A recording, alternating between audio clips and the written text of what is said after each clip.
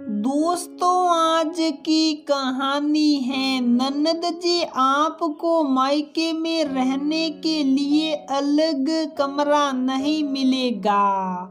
दोस्तों, कहानी शुरू करने से पहले अगर आपने हमारे चैनल को सब्सक्राइब नहीं किया है तो सब्सक्राइब कर लीजिए ताकि आपके पास पहुंचे हर नया वीडियो।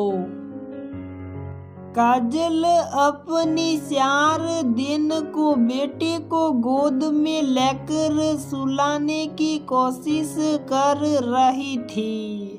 अचानक उसे किचन से कुछ आवाजें सुनाई दी। पहले तो लगा कि सास करुणा जी और ननद दिशा आपस में बातें कर रही हैं, लेकिन कुछ ही समय में आवाज थोड़ी तेज हो गई, जिसके चलते काजल को सब कुछ सुनाई दे रहा था और जो सुनाई दिया वह काजल के लिए किसी झटके से कम नहीं था।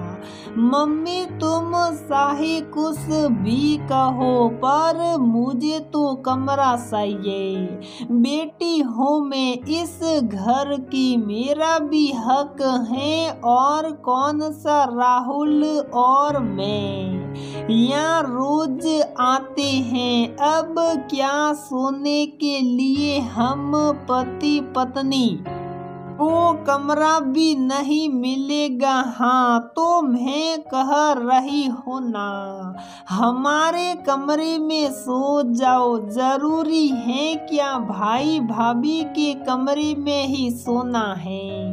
पिछली बार भी तो सोए थे ना। हाँ, लेकिन तब ठंड का मौसम था और फिलहाल गर्मी का मौसम है और आपके कमरे में ऐसी नहीं है।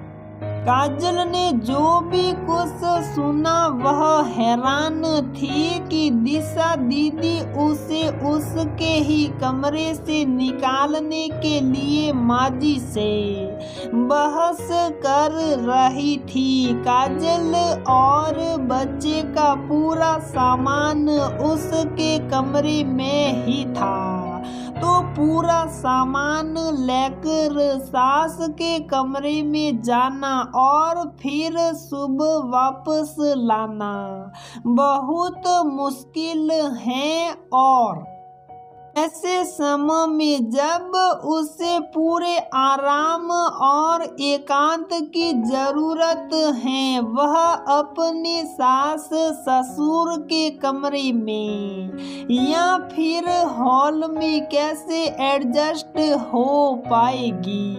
वहाँ तो पापा जी आते जाते रहते हैं, सुबह भी पापा जी जल्दी उठते हैं। उसे तो समझ ही नहीं आ रहा था कि अब क्या होगा।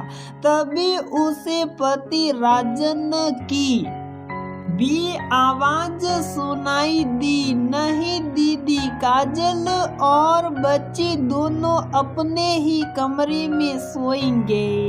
आप अगर चाहे तो उनके साथ कमरा शेयर कर सकती हैं और जीजाजी मेरे साथ हॉल में एडजस्ट हो जाएंगे या फिर मम्मी पापा के कमरे में।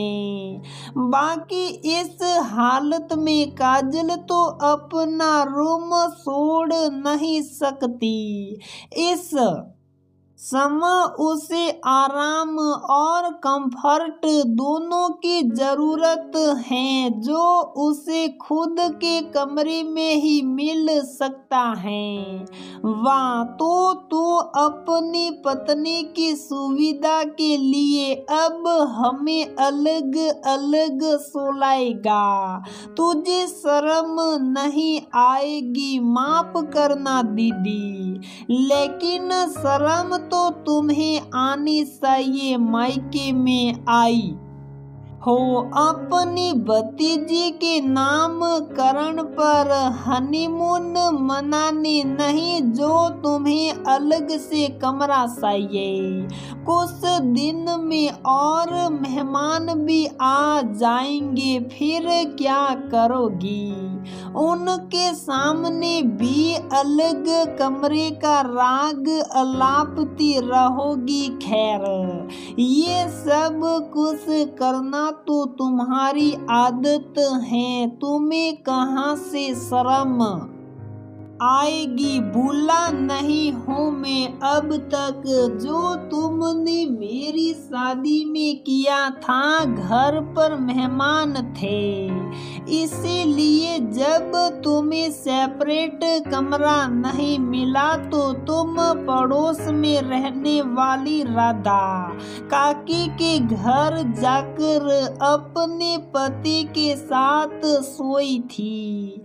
जब इतने लोगों के बीच में तुम ये हरकत कर सकती हो तो फिर तुमसे और उम्मीद भी क्या रखी जा सकती है? उसके बाद भी जब तुम कुछ दिन के लिए आई थी तब भी तुमने अपनी प्राइवेसी को ऊपर रखते हुए हमारे कमरे पर कब्जा जमा लिया था और जीजाजी के उस रूप में होने के कारण काजल को कितनी परेशानी हो रही थी ये तुम्हें दिखाई नहीं दे रहा था। प्रेगनेंसी में भी उसे आराम करने के लिए जगह तक नहीं मिल पा रही थी, क्योंकि एक रूम में पापा जी और दूसरे रूम में जीजाजी थे। तब भी मैंने कुछ नहीं कहा और शायद इसीलिए अब तुम्हारी हिम्मत बढ़ती ही जा रही है। तुम भी एक माँ हो, इस अवस्था से तुम भी गुजर चुकी हो। एक बार अपने दिल पर हाथ रख कर सोचो और फिर बोलो, क्या इस समय काजल और बच्चे को आराम, शांति और प्यार की जरूरत नहीं है? तुम्हें रूम देने के चक्कर में वह खुद अपना रूम छोड़कर हॉल में पड़ी रहेगी, जहां पर कोई भी किसी भी समय आता जाता रहेगा। ऐसे में बेफिक्र होकर क्या वह आराम भी कर पाएगी? क्या वह बच्चे को दूध पिला पाएगी? बोलो दिशा भाई, मुझे माफ कर दे। अपनी प्राइवेसी बनाए रखने के चक्कर में मैं ऐसे उलझ गई कि सही और गलत का फर्क भी नहीं कर पाई। तो सही कहता है, शर्म आनी चाहिए थी मुझे उस समय जब घर पर इतने मेहमानों के बीच में अपने पति को साथ लेकर पड़ोसी के घर अपनी प्राइवेसी ढूंढने, अपने लिए कमरा ढूंढने चली गई थी। शर्म आनी चाहिए थी मुझे जब मैं अपने भाई और भाभी के कमरे पर कब्जा जमा कर बैठ गई थी और मेरी भाभी वह बेचारी थकी हुई होने के बाद भी उससे अपने रूम में बैठने के लिए भी जगह नहीं मिल रही थी। तूने सच में मेरी आंखें खोल दी भाई। इस समय काजल को आराम की सख्त जरूरत है, जो उसे केवल उसी के कमरे में मिल सकता है। और रही बात मेरी और तेरी जीजाजी की, तो मैं और मम्मी हॉल में सो जाएंगे और तेरे जीजाजी पापा के साथ दूसरे कमरे में। मायके आई हूँ हनीमून मनाने थोड़ी। दोस्तों, कई बार ये देखा गया है कि मायके में जब भी बेटी दामाद आते हैं तो उन्हें प्राइवेसी बनाए रखने के हिसाब से रूम दिया जाता है, लेकिन अगर कमरा उपलब्ध ना हो तो भी बेटियां जिद करके अपनी प्राइवेसी को पूरा करती हैं। क्या यह सही है? मैंने सब देखा है, बेटी दामाद अंदर कमरे में और माता पिता और भाई बाहर को खुले में सोते हुए। क्या ये किसी भी तरीके से उचित है? तो दोस्तों, हमारी ये कहानी यहीं पर समाप्त होती है।